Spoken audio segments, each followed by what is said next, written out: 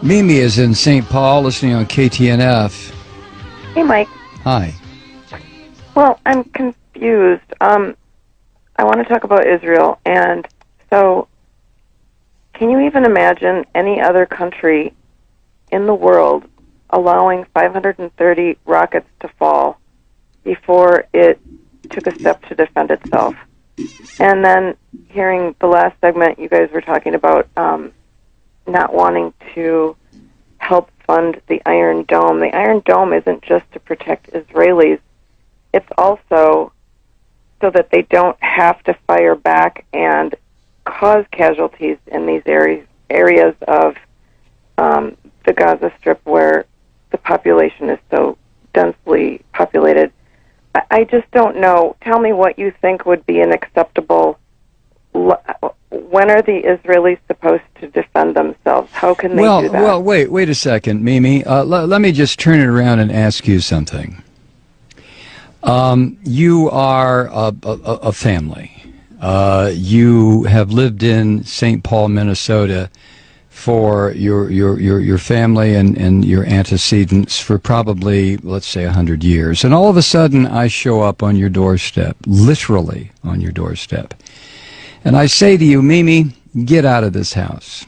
This is my house. Let me tell you why it's my house. It's my house because my religion says it's my house. Now get out. Now, I happen to be standing on your doorstep with a gun pointed at your head and at Wait, your... who are you? No. Hold on. No. I listen to you. You listen to me. Okay. All right, Mimi, I'm going to put you on hold so you can go ahead and interrupt if you want to. But I'm standing on your front porch and I order you and your family out of your house. And I tell you that it's my house, not your house. And the reason it's my house and my block and my neighborhood is because my religious belief says it's mine. And you sit there and you say, well, no. What are you talking about? We've been here 100 years. I'm sorry. Get out, Mimi.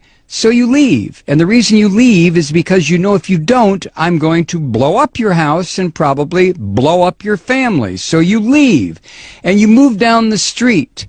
And for the next 60 years, you sit there and you get very, very angry because I came into your house and told you to get out. So what you do, Mimi, you decide, well, I know what I'll do. I'm going to start throwing rocks at what used to be my house, and it'll break the windows. That'll make that damn Malloy move. So you start throwing rocks. And then I come outside and I say, Mimi, were you throwing rocks? And you look at me rather sheepishly, and that's when I level an RPG at you and your family and your house, and I pull the trigger, and all of a sudden, whoosh, you're all gone.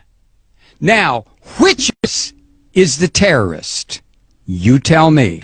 But tell me on another phone call, Mimi, because I'm not going to get involved in a big discussion about this. Thank you. Wow. When does Israel have a right to defend itself? Well, when do I have a right to defend myself? I came in and took Mimi's house.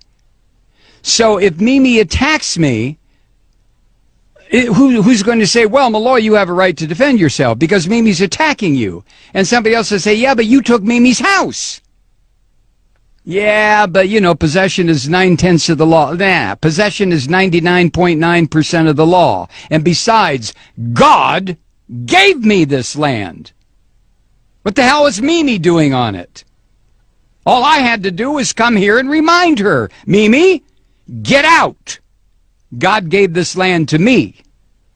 Now, if Mimi doesn't like that, she can go live in the little ghettoized area that I've set up for her near the Mississippi River in St. Paul, where there's bad electricity, bad water, the fish are no good to eat, and Mimi can stay there until hell freezes over. Or Mimi can throw rocks at my house. Used to be her house. In which case, I will level a couple of grenades at her. So the question, Mimi, is not, when do I have a right to defend myself? I stole your house. I stole your neighborhood. I stole your friend's house. I stole your friend's house. I stole the corner grocery store. I took it all. When do I have a right to defend myself? You have to be kidding. You have to be kidding. Let me recommend a book for you, Mimi. It was written by Rabbi Meir Kahana. The title is They Must Go. Read it and call me back.